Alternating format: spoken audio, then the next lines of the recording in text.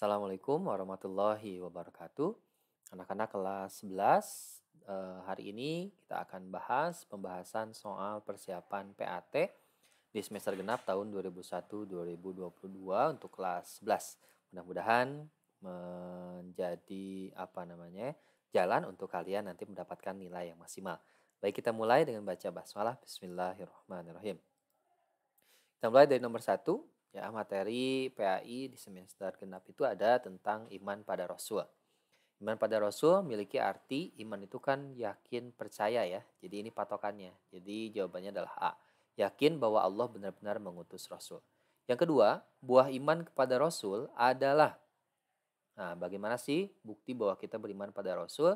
Bahwa setiap langkah yang dilakukan atau sunnah-sunnah beliau maka dijadikan teladan dalam hidup kita. Jawabannya adalah D. Nomor 3, yang bukan tugas Rasul di bawah ini adalah menipu manusia. Wah, sangat bertolak belakang ya. Karena datangnya Rasul mengajarkan untuk tauhid, perbaiki tatanan hidup, menyempurnakan akhlak ya. Itu yang dilakukan oleh Rasul.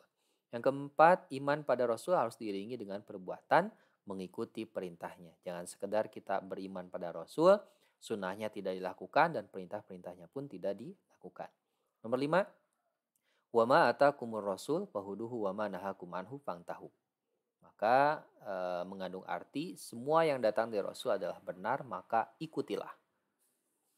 D ya jawabannya. Nomor 6, di antara para rasul yang memiliki keteguhan hati yang tinggi, ketabahan yang luar biasa, ada yang mendapatkan gelar yang disebut dengan ulul azmi. Jadi Bapak sering menyingkat dengan istilah mimin. Nabi-nabinya itu ada 5, Muhammad, Nabi Ibrahim, Nabi Musa, Isa, dan Nuh alaihissalam. Ini ulul azmi. Yang ketujuh, wa ma arsalnaka illa rahmatan lil alamin.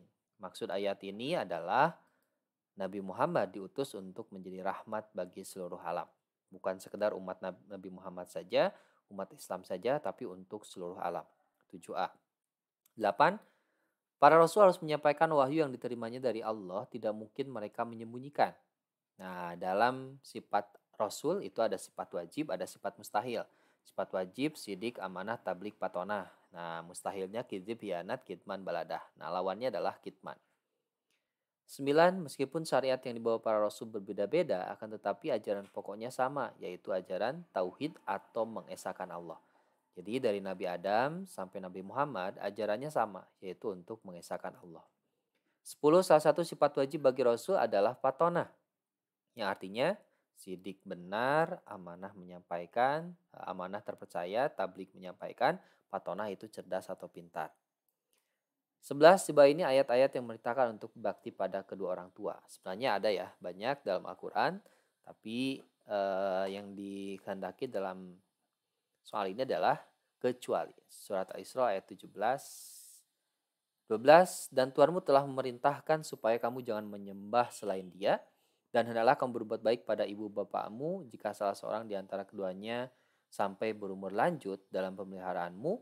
Ini adalah potongan ayat, terjemah ayat dalam Quran surat surat apa? Surat Al-Kahfi ayat 65 itu atau tidak. Nah, ini harus dilakukan ya. Kemudian 13, Al-Quran surat ayat 15 berikut, yaitu ridho Allah itu terletak pada ridho orang tua. Kemudian yang ke-14 kita lihat, di bawah ini merupakan cara berbakti pada kedua orang tua dan guru adalah selalu mendengarkan dan menaati nasihatnya. Selama nasihatnya baik, maka kita ikuti. Tapi kalau selama nasihatnya tidak baik, keluar dari syariat Islam, maka kita tidak ada kewajiban. 15, siap kita apabila akan pulang telat, ya, karena mengerjakan tugas, maka kita harus kabari dulu orang tua. Kemudian meminta maaf serta menjelaskan dengan jujur kepada orang tua. 16, sikap yang baik pada orang tua adalah seperti di bawah ini, kecuali tidak suka terhadap teman, saudara, orang tua. 17, di bawah ini yang paling berhak memandikan jenazah adalah anggota keluarga yang paham aturan mengurus jenazah. Jadi meskipun keluarga, tapi kalau nggak paham ya diusahakan jangan. Jadi harus paham. Baca sholawat Nabi dalam sholat jenazah dilaksanakan setelah jadi takbir dalam sholat jenazah itu kan 4. Takbir pertama Fatihah, takbir kedua sholawat, 3 dan 4 itu baca doa. 19, hukum menjalankan jenazah adalah fardu kifayah. jadi bisa diwakilkan. Kalau fardu ain itu tidak bisa diwakilkan. 20 di bawah ini yang tidak termasuk syarat jenazah yang dimandikan yaitu adalah mati syahid. Mati syahid itu ada sebuah keterangan menyebutkan tidak perlu dimandikan. Jumlah takbir dalam salat jenazah sebanyak 4. Sebaiknya kain kafan yang digunakan mengkafani jenazah berwarna putih, jangan abu, jangan pink, hitam ya. Di bawah ini perbuatan sunnah pada waktu melaksanakan pemakaman jenazah adalah penguburan jenazah sebaiknya jangan segera dilaksanakan. Ini bukan sunnah, jadi bagusnya dipercepat gitu ya, jangan menunda-nunda. 24 jumlah kain kafan untuk laki-laki adalah 3. Ya, lebih sedikit dari perempuan. Di bawah ini tidak termasuk rukun salat jenazah adalah mengangkat tangan ketika takbir. Ini tidak termasuk rukun ya. Nomor 26 untuk jenazah perempuan posisi imam pada waktu menyolatkan adalah berdiri di searah pinggang. Jadi beda ya antara laki-laki dan perempuan. Makna utama dari takziah tujuannya adalah menghibur orang yang baru ditinggalkan kerabatnya. Jenazah yang boleh dimandikan oleh siapa saja adalah jenazah anak-anak. Ya, kalau sudah dewasa itu ada ketentuannya. Jumlah kain kafan untuk jenazah wanita lebih banyak dari jenazah laki-laki agar anggota tubuh jenazah tidak tampak karena aurat perempuan dengan laki-laki berbeda. 30 urutan pelaksanaan jenazah yang benar adalah 1, 3, 2, 5, 4, dan 6. Nah, ini yang paling tepat ya. Oke. 31 tujuan melaksanakan ziarah kubur adalah untuk mengingat mati. Tazkiratul maut, untuk mengingat mati. Di bawah ini yang merupakan urutan penyelenggaraan jenazah, 1 dimandikan, dikafani, disolatkan, dan kuburkan. Jangan sampai salah. Bila anggota keluarga yang ditinggalkan adalah orang yang tidak mampu, maka penyediaan kain kafan menjadi kewajiban baitul mal atau kas anggota masyarakat. Pada saat melaksanakan sholat jenazah, Pak Amin sengaja meninggalkan salah satu rukun sholat jenazah.